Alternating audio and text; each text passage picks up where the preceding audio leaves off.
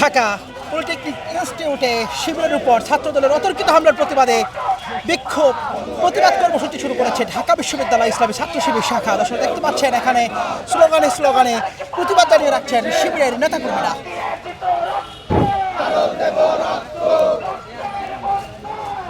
ঢাকা বিশ্ববিদ্যালয় ভিসি চত্বর থেকে অনুষ্ঠিত হওয়া এই বিক্ষোভ মিছিলটি এই মুহূর্তে এগিয়ে যাচ্ছে ঢাকা বিশ্ববিদ্যালয় সন্ত্রাস বিরোধী রাজু ভাস্কর্যের দিকে। বিদ্যাপীঠের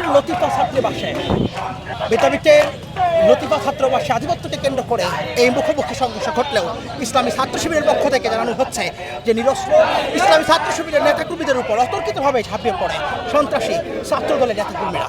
আর এর প্রতিবাদে আজকে সকাল থেকে ইসলামী ছাত্র শিবিরের বিভিন্ন রাজধানীর বিভিন্ন জায়গায় প্রতিবাদ বিক্ষোভ মিছিল ছেড়েছে। এই মুহূর্তে চলমান রয়েছে ঢাকা বিশ্ববিদ্যালয় ইসলামী ছাত্র শিবিরের নেতাকর্মীদের প্রতিবাদ বিক্ষোভ মিছিল। এখানে বিভিন্ন স্লোগানে তারা ছাত্রদলের বিচার চাচ্ছেন।